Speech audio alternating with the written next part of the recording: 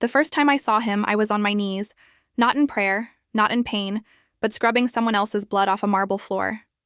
The sharp smell of bleach burned my nose. My fingers ached, and my knees throbbed from the cold, hard stone. I'd been there for hours, my hands red and raw, working the brush in tight circles. The blood was old, dry, already sunk into the pale marble. No one told me who it belonged to. No one ever did. "Make it disappear before he returns," Mrs. Venuti had said, her lips tight with disapproval as she handed me the brush. She never explained who he was. But from the way she spoke, clipped and sharp like she was afraid to say more, I knew enough. This was not a place for questions. 6 months ago, I would have run from a scene like this. But 6 months ago, I wasn't desperate. I wasn't jobless, homeless, and trying to raise a 2-year-old daughter without help or hope. I was 24, with no degree, no family, and no future. Except for the tiny girl waiting for me at home who needed food and diapers. So I scrubbed. I stayed quiet. And I prayed Lily wouldn't wake up hungry again tonight. I didn't hear him enter. One moment I was alone in the giant echoing foyer. The next I felt it, the shift in the air, like the sudden drop in pressure before a storm. It's not clean enough. His voice was low, quiet, but it hit me like a gunshot. I froze. I hadn't heard his footsteps, hadn't seen a shadow. But when I looked up, he was there, standing over me. Tall, dangerous, dressed in a perfectly tailored black suit with sleeves rolled up just enough to show tattooed forearms. His presence swallowed the room like a black hole, pulling everything, even air, toward him. I kept my eyes on the floor. That nearly invisible stain I'd been scrubbing suddenly became the center of my entire world. "I'm sorry, sir. I'll fix it. Look at me when I speak to you." His tone didn't rise. He didn't need to shout. Still, my heart slammed into my ribs as I slowly lifted my gaze. And that's when I saw him. Really saw him. Dante Salvatore. He couldn't have been older than 35. But he looked like a man who'd lived a dozen violent lives already. High cheekbones, strong jaw, full lips, and eyes so dark they were almost black. They looked at me with the kind of cold calculation that made my stomach twist. "You're new," he said. Not a question. "A fact, yes, sir." 2 weeks. My voice shook, barely above a whisper. "Your name?" Elena Reyes." He stared for a moment that felt like hours. Then finally, he gestured to a part of the floor I'd already scrubbed 3 times. "You missed a spot, Elena Reyes." I swallowed hard. "I'll clean it again." "See that you do." He turned to go but stopped. His voice dropped lower, rougher, as if tasting something bitter. "The children who live in my buildings don't go hungry." "Yet your daughter looks thin." My blood turned to ice. "How do you—" "I know everything about everyone who steps foot in my home." His tone held no apology. "Westbrook Apartments, Building C, Unit 312, rent-controlled housing I purchased last month." I couldn't breathe. My arms fell limp at my sides. She's fine," I stammered. "We're fine." He looked at me for a long moment. Then, without another word, he turned and disappeared down the hallway, leaving silence in his wake, and something in me unraveling. That night, I came home to Lily asleep in her cot and a package waiting at my door. Groceries, real food. Enough to last us weeks. As I placed them into our near-empty fridge, a knot of fear tightened in my chest. What kind of man watches a woman scrub blood off his floors, sees the hunger in her child's face, and responds with silent generosity? And what kind of price would he expect in return? I didn't have to wait long to find out. 3 weeks passed before I saw him again. Not that I'd forgotten him. Not that anyone could. Dante Salvatore didn't just exist in your memory. He carved himself into it. The groceries kept coming every week. No notes, no names, just delivered with quiet precision to my door before I left for work. Always fresh, always expensive. The kind of food I would never be able to afford on my own. Lily started gaining weight. Her cheeks got rounder. Her laughter louder. For the first time in a long while, she didn't go to bed hungry, and I hated how grateful I was for that. The morning I was assigned to clean the East Wing, his private quarters, I knew something had changed. Mrs. Venuti handed me the keycard with a sharp look. Her mouth a flat line. "Mr. Salvatore specifically asked for you," she said. "Touch nothing. Clean only what's required. The cameras are watching." I nodded, trying to hide how fast my heart was beating. The East Wing was different from the rest of the house. The main rooms were all marble and gold, cold and perfect.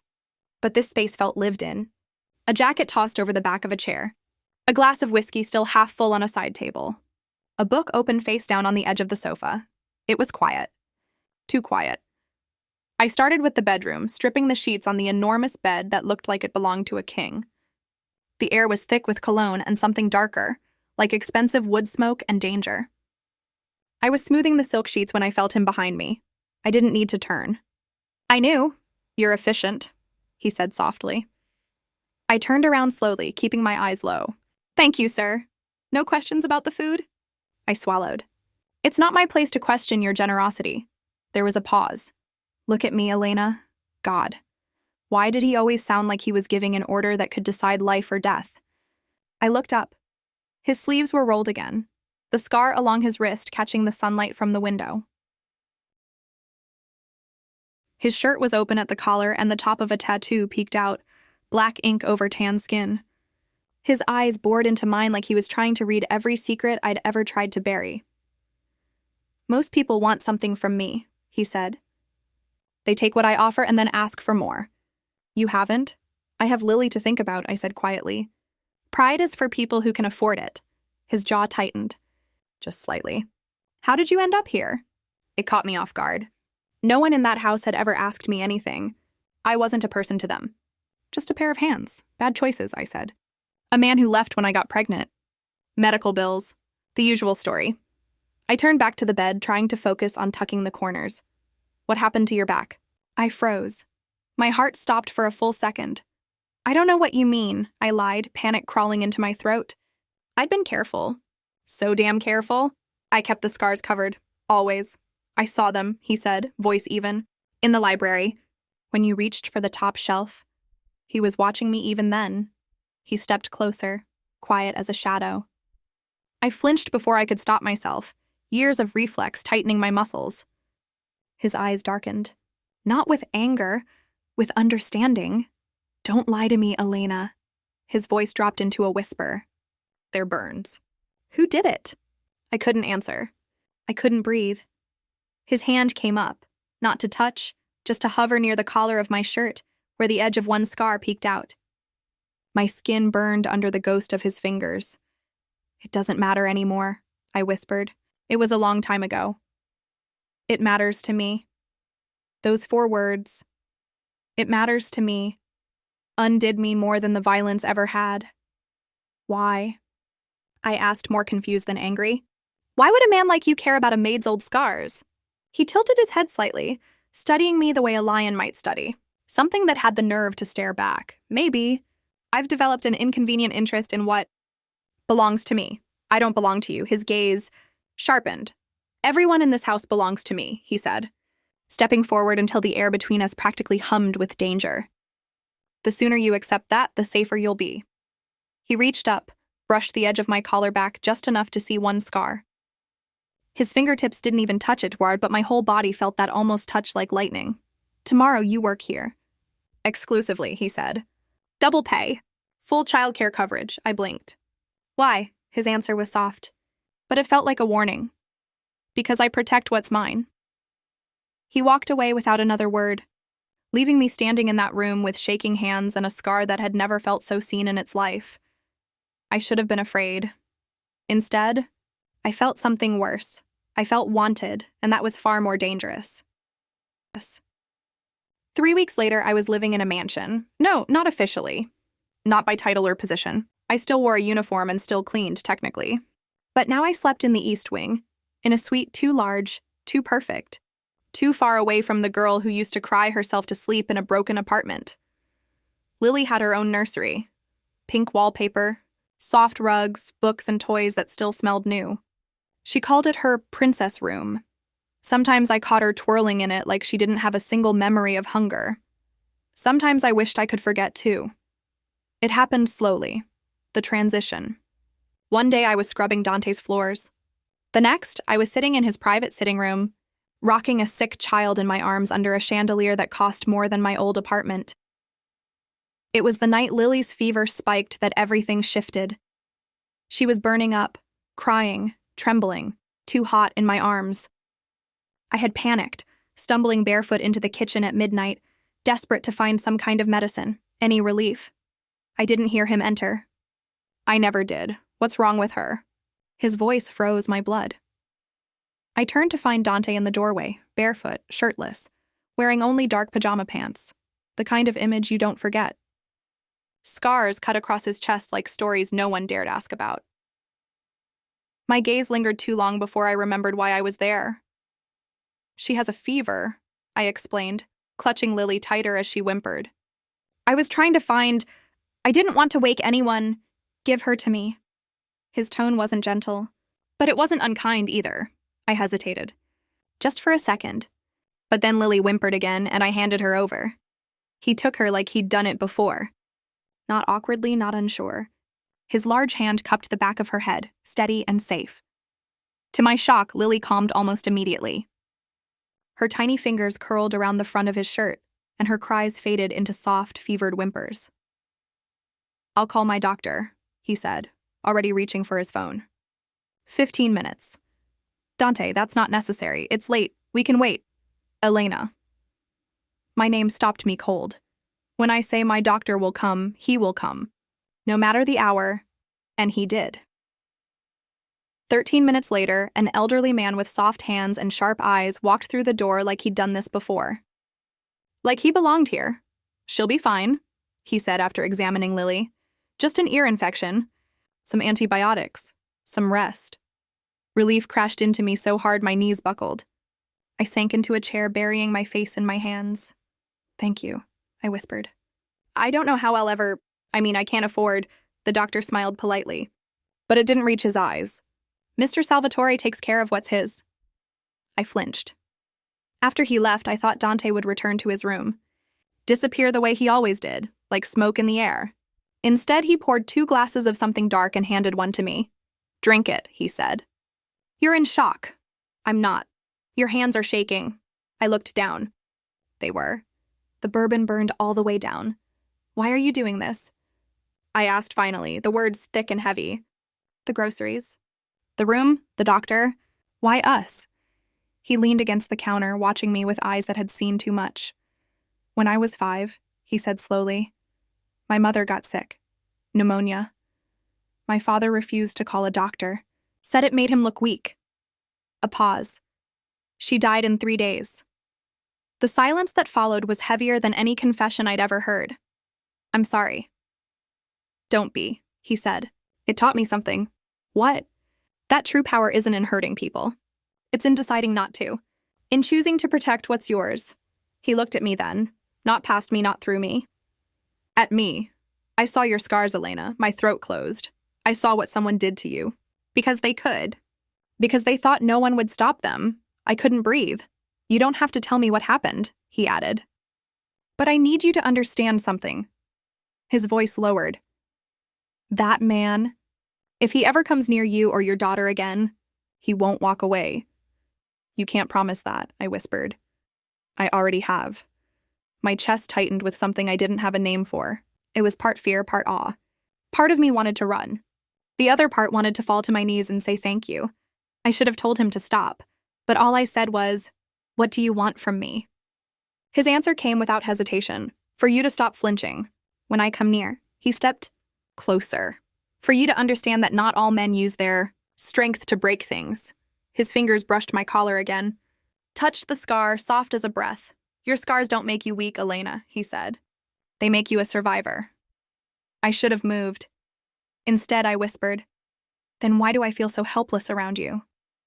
He didn't smile, but his voice was softer when he said, because no one's ever protected you before. The first time he told me to wear a dress, I laughed. Because it sounded absurd. Me, the maid who scrubbed his bloodstains, being invited anywhere near his world of chandeliers and tailored suits. But Dante didn't ask. He never did. You'll attend the gala with me, he said that morning while I poured his coffee.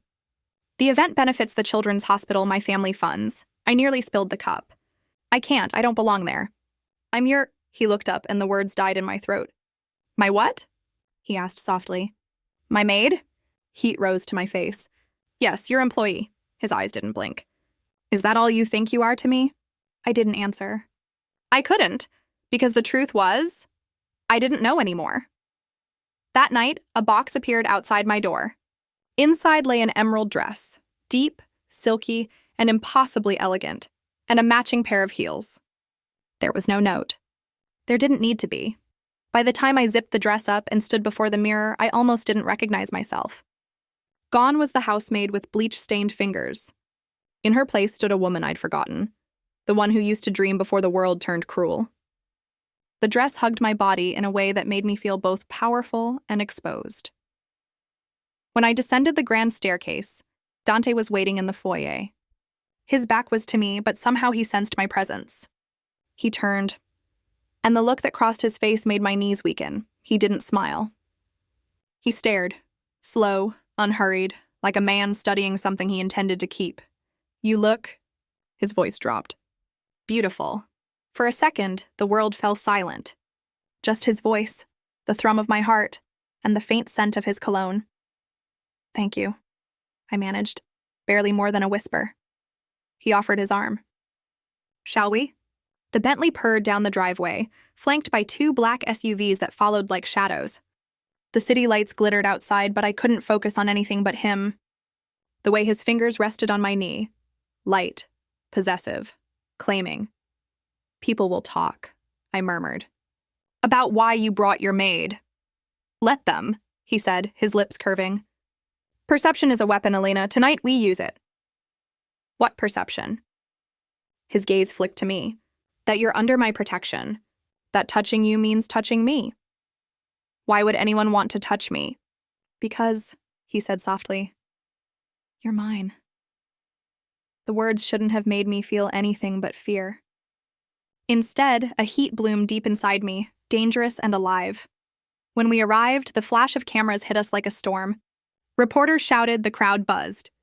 Dante stepped out first, towering, commanding. Then he extended his hand for me. As I placed my fingers in his, he pulled me close, his arm sliding around my waist, the gesture intimate and deliberate. "Smile," he whispered against my ear, his breath warm against my skin. "Tonight, you're no longer invisible." Inside, the ballroom sparkled with gold and glass. Every man wanted to shake Dante's hand. Every woman wanted to know who I was. And Dante never once let go of me. It should have been overwhelming. But in his presence, I felt steady, even when surrounded by predators in pearls. Then he appeared. Viktor Petrov's silver hair, cold eyes, a smile that didn't reach them. He approached like a man used to being feared. "Dante," he drawled, "a rare sight. You usually avoid public events. I suppose we should thank your companion?" His gaze slid to me, slow and assessing. I wanted to disappear. Dante's hand tightened on my waist, a silent warning. "Viktor Petrov," he said evenly. "Elena Reyes." Viktor took my hand and kissed it lightly. "Charmed," he said. "I do hope you're not another one of Dante's business acquisitions." I met his eyes and smiled. Thin, steady. Sometimes the most valuable things aren't bought. They're earned. For a heartbeat, his mask slipped. And behind me, I felt Dante's quiet satisfaction like a pulse. Viktor smiled again, but his voice sharpened. "You've changed, Dante. Softened, perhaps." Dante's lips curved slightly. "You mistake control for weakness." A quiet challenge crackled in the air between them. Invisible, electric. Predator versus predator. Then Viktor leaned close, lowering his voice. "You should be careful what you care about. In our world, attachments are liabilities." Dante's expression didn't change, but his hand on my back became steel. "And threats," he said softly, "tend to end up buried." Viktor smiled and walked away, but I saw it. The way Dante's shoulders tensed, the flicker of darkness in his eyes. "Who is he?" I asked quietly as we turned toward the bar. "A rival," he said. "One who doesn't yet understand the difference between power and permission." "And me?" I asked. "What am I to you?" He looked down at me then, eyes so dark they swallowed the light. "The reason I'll destroy him if he ever looks at you again." My chest tightened. "That sounds like a threat." "No," he said softly. "That's a promise." He led me to the dance floor before I could respond. The orchestra began a slow waltz. His hand found the small of my back, firm but gentle. Everywhere he touched burned. My back, firm but gentle. Everywhere he touched burned. "Control," he murmured near my ear. "It's about rules and consequences. Protection, that's freedom. The freedom to live without fear." "And what do you offer me?" I whispered. He leaned closer, his voice almost a growl. "Devotion." The world faded. The music, the lights, the whispers. There was only him, his breath against my cheek, the scent of whiskey and smoke, and the terrifying truth that I no longer wanted to escape him, not even a little. It arrived in an ivory envelope. No return address. No markings. Just my name, Elena Reyes, written in perfect script like a wedding invitation. I was sitting in the garden, watching Lily chase butterflies across the freshly cut lawn. The air smelled like roses and lemon soap. For a moment, it almost felt like a dream I didn't deserve to live in. Then Mrs. Venuti appeared, holding the envelope between two fingers like it was poison. "This came for you?" she said. Her expression tight, I tore it open without thinking. Inside was a photograph, one that knocked the breath clean out of my lungs. It was me, holding Lily, walking up the steps of Dante's mansion. Taken from a distance, blurry, but clear enough, and on the back, written in ink as smooth as silk. "What would Dante Salvatore do to keep you safe?" We're eager to find out. My hands went cold. Someone had been watching us. Someone knew. I should have gone to Dante right then. But fear makes you stupid. And the mother in me, the girl who had once packed Lily in a backpack and run from a burning apartment, took over. I ran. It was almost too easy. Mrs. Venuti went inside. The guard stepped away to answer his phone. And just like that, I scooped up Lily, grabbed my purse, and slipped through the back gate like I'd never lived there. We took the first taxi I could find. Then a bus. Then another. By nightfall, we were knocking on my cousin Marta's door 3 towns over. She didn't ask questions. Just hugged me and led us to the spare room. Just a few days, I told myself. Until I figured it out. But deep down, I already knew. If Dante wanted to find us, he would. And he did. At 2:13 a.m., a sleek black Bentley pulled up outside Marta's cracked sidewalk. I watched through the curtain as he stepped out. No guards, no driver, no armor, just Dante Salvatore in a black coat walking through the night like something carved from vengeance. I opened the door before he could knock. "How did you find me?" I asked, though it was a pointless question. His eyes were darker than I'd ever seen them. "You ran," he said. No hello, no greeting. Just that low, furious voice. "With my daughter?" "She's not yours," I snapped before I could stop myself. His expression didn't change. But the air between us snapped like glass under pressure. "She's not your blood," I corrected quickly. "You don't get to say she's yours just because you bought us a house and some clothes." "I didn't buy you," he said coldly. "I claimed you. There's a difference." I stepped onto the porch, closing the door behind me so Marta wouldn't hear. "Someone sent me a picture," I whispered. "Of me, with Lily, taken outside your mansion." "I know," my blood froze. "You knew?" "Petrov's men have been watching you for days," he said. "You were safe under my roof. They were only testing my limits." "Testing you by threatening my child?" "That's what men like Victor do when they think they've found a weakness." I was shaking now. Not from fear of him, but from the terrifying truth that I had run from the one person who could have protected us. "You let this happen?" I said, my voice rising. "You watched me like a fish in a glass bowl?" "I handled it," he said. "Until you disappeared. A beat. And then I lost my mind." His voice cracked, just slightly, on the last word. Like it hurt to admit. "You frightened me, Elena," he said. "When I found your room empty, when Mrs. Venuti told me you'd vanished." He stepped closer, his voice soft and rough. "I thought they took you." I couldn't breathe. "I panicked," I whispered. "I did what I've always done. I ran. And next time?" he asked, voice like silk over steel. "What happens when you run and I can't find you in time?" He closed the last of the space between us. His hand reached for mine, not to grab, but to hold. "Get your daughter," he said. "We're going home. And if I say no?" He looked at me, really looked, and I saw it. The monster, the man, the protector. All three wearing the same face. Then I'll remind you exactly what it means to belong to Dante Salvatore. I should have screamed, should have slammed the door. But instead, I stood there, with his words in my veins and my heart pounding like I'd just stepped off a cliff. Because deep down, I already knew I did belong to him, and that terrified me more than any enemy ever could. The study was quiet. Too quiet. I could hear the grandfather clock ticking in the hallway behind me as I walked down the corridor. Mrs. Venuti's voice still ringing in my ears. Mr. Salvatore requires you. Now. She'd said it with tension in her tone, not the usual disapproval, but something close to concern. Something was wrong. My stomach twisted as I reached his office. The door was open, just a crack. I heard voices. One of them was Dante's, low, cold, sharp enough to draw blood. The other was unfamiliar, but something about it made my skin crawl. I pushed the door open. Dante was standing behind his desk, perfectly still, like a statue carved from wrath. Across from him stood a man I hadn't seen in years, but I'd know that face anywhere. The sharp jaw. The cold blue eyes. The fake smile. "Hello, Elena," he said. It's been a while, I couldn't breathe. David, Lily's father. The man who branded my skin with his rage. The man I thought Dante had erased from this world. My knees almost buckled. What is he doing here? I choked. Dante didn't answer. His eyes were locked on me, not with anger, but with something else. Protective. Dangerous. David took a slow step forward, hands tucked into his expensive suit like he had every right to be here. "I came to see my daughter," he said, with fake warmth oozing from every syllable. "You remember her, right? Lily, the one you ran away with." "You don't get to say her name," I hissed, rage burning through my fear. He smiled like we were old lovers catching up over coffee. "Come on, Elena, ancient history. We both made mistakes. I've changed. Got help. Therapy. Anger management." I couldn't believe what I was hearing. "You held me down," I whispered. "Burned me because I wouldn't abort her. You called her a mistake. Allegations," he said calmly, "without proof.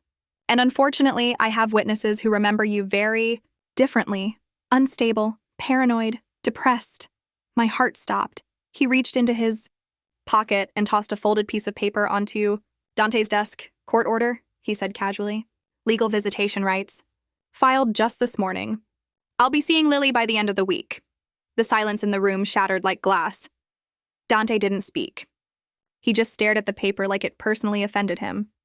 Then, slowly, he lifted his eyes to David. "If you so much as breathe near her," Dante said, his voice soft and ice-cold, "I will end you." David actually laughed. "Oh, that's cute. The Mafia boss with a heart. But threats won't help you here. This isn't your world anymore, Salvatore. This is courtrooms and judges. And in that world, I have rights. I win." Dante moved faster than I'd ever seen anyone move. 1 second, he was behind the desk. The next, he was across the room, slamming David against the wall with one hand wrapped tight around his throat. "Do you want to die in this house?" Dante growled, his mouth inches from David's face. "Because I can make that happen without anyone finding your body." I rushed forward.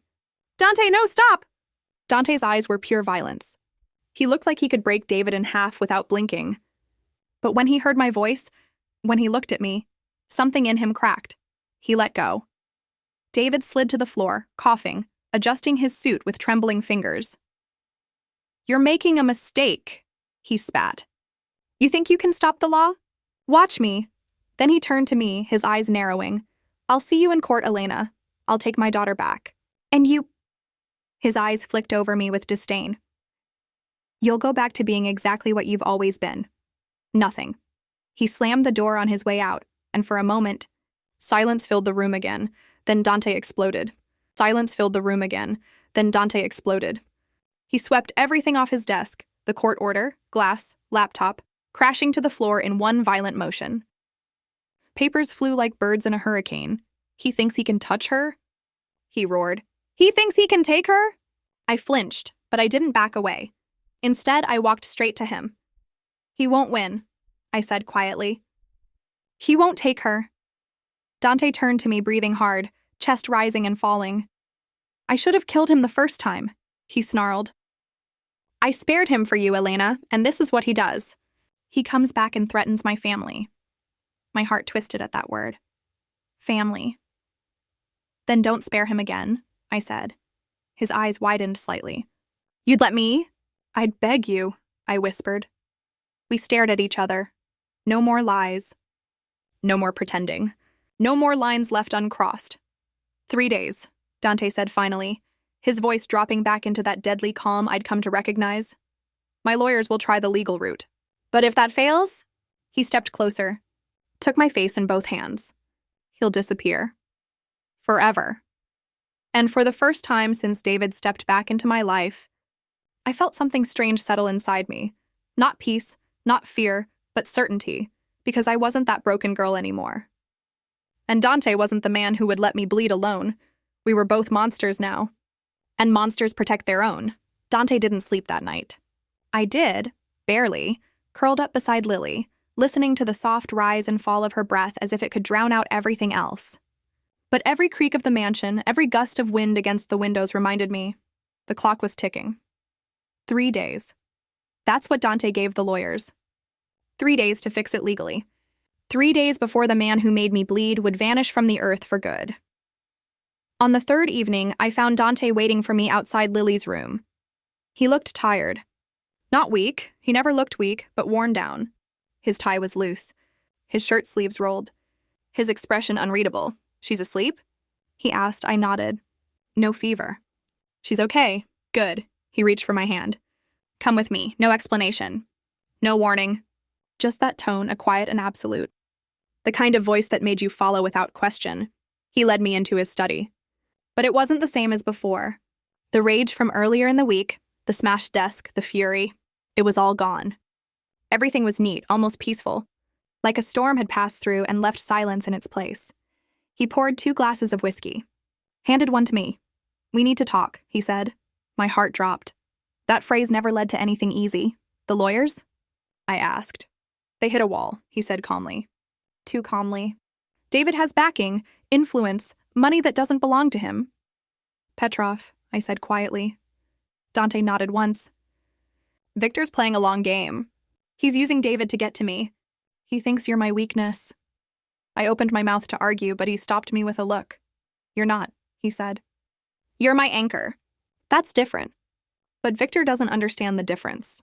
So he's pulling strings. My stomach twisted. Then what happens now? Dante walked around the desk and stood in front of me. Slowly. Intentionally. Now? He said. I keep my promise. The finality in his voice was chilling. Dante. I stepped closer. I don't want you to ruin everything for us. He tilted his head, eyes narrowing slightly. Define everything, Elena, your empire. Your safety. Your freedom. He stared at me for a long, silent beat. Then he reached into his coat pocket and pulled out a small velvet box. My breath stopped. He opened it, a diamond. Not just big, but bold. Sharp, cold, beautiful. It looked like something that had survived a war. Like me. Elena Reyes, he said, steady as ever. When this is over. When your scars stop bleeding and your daughter never has to flinch again. Will you be my wife? I couldn't speak. I couldn't even breathe. He didn't blink. I want to give you my name. I want to make Lily mine in every way. I want this house to be your home. Not because I put you in it, but because you chose to stay. My vision blurred with tears I hadn't even felt coming. My voice broke on a whisper. You want to marry me? I already belong to you, he said. I'm just asking you to make it official. I looked down at the ring, then up into his eyes. Dark and raw and real, and I knew I'd already chosen him. The moment I stopped running, the moment I stood in his study and begged him not to spare the man who ruined me. Yes, I said, tears slipping down my cheeks. Yes, I'll marry you. Dante didn't smile. Not fully, but something shifted in his eyes. Something soft. He slid the ring onto my finger like a claim. Like a mark. And then he kissed me, slow and reverent, like I was the last thing in this world he hadn't already conquered. When we pulled apart, I could barely find my voice. What happens now? I whispered. He stepped back. The softness vanished. His face turned to stone. Now I burn the past down, he said. Now David Reed disappears for good, quiet, clean, no body. No noise. Will anyone find out? No, he said. Not the cops. Not the feds. Not Petrov. And if they do? I asked. He stepped forward again, his hand cupping my face. His thumb traced the curve of my cheek with heartbreaking gentleness. Then I'll take the fall with a smile, he whispered. Because I got to give you peace. And because no man who hurt you will walk this earth while I still draw breath. Tears slipped down my face again, but I didn't wipe them away. He did. I want to give Lily my name, he said. I want to be her father. I want her to grow up in a world where monsters like him don't survive. She already calls you Papa when she talks to her toys. I whispered. That did it. His control cracked, just slightly, and he pulled me into his arms, tight, fierce, unyielding. I'm going to take care of you both, he said, voice rough in my ear. Even if I have to kill the whole world to do it. And for once, I didn't feel afraid of what he was willing to do. I felt safe. He didn't tell me how it happened. He didn't have to. I knew the moment I woke up to sunlight streaming through the windows and silence filling the mansion like a held breath. Dante was gone. Only one word sat on my nightstand, written in black ink. His handwriting, sharp, slanted, in control. Done. That morning, I moved like I was underwater. Brushed Lily's hair, dressed her, fed her waffles she didn't finish. My hands kept moving, but my thoughts stayed frozen on one thing. He did it. David Reed was gone. Not arrested, not warned, erased, no news reports. No police knocking on the door. Not a single whisper beyond the walls of the Salvatore estate. But I knew. I felt it in the air. Like the echo of a bullet no one ever hears. That evening, Dante came home. He walked through the front door like nothing had changed. Suit sharp, shirt unbuttoned at the collar. Eyes dark as the night he first found me on my knees scrubbing his floors. But something had changed. He'd shed blood for me. Again. And this time, he didn't look haunted by it. He looked free. I met him at the base of the stairs, my heart pounding like I was seeing a stranger and a savior all at once. Is it really over? I asked. He reached for my hand, brought it to his lips, pressed a kiss to the diamond on my finger. Yes. What happened? His eyes met mine. He's gone. No trace. No questions. And Petrov? Already received the message. He knows what I'm willing to do for you. He won't challenge me again. I searched his face, expecting guilt, shame, doubt. There was none, just clarity, purpose, peace. You should hate me for it, he said quietly. But you don't. I stepped closer, pressing my palm to his chest, feeling his steady heartbeat under my hand. I don't, I whispered. Because I hated him first. Because he burned me while Lily grew inside me. Because when no one else protected me, you did. His hand covered mine. I told you once I protect what's mine, he murmured. Now I want to give you more than protection. I want to give you a name, a future, a forever. I stood on my toes and kissed him, not like I was broken, not like I was owned, like I was home. We married 6 weeks later, a private ceremony overlooking the Mediterranean at Dante's villa in Sicily. White roses, candlelight, vows whispered between a reformed monster and the woman who made him want a soul again. Lily wore a white dress and a flower crown. She called Dante Papa in front of everyone, and when the priest asked if I took this man, this dangerous, beautiful man, to be my husband, I didn't hesitate. I already do. That night, after the guests were gone and Lily was asleep upstairs, we stood on the balcony of our suite. The sea stretched black and endless in every direction, stars above, wine in our hands. His arms wrapped tight around me. My wife, he said, like a prayer and a claim. My family. I leaned back into his chest, my hand covering his. No regrets? His voice was quiet. Careful, I turned to face him, holding his gaze. None, I said. Every scar led me to you. He reached for the buttons of my robe, slowly, carefully, until the silk fell from my shoulders.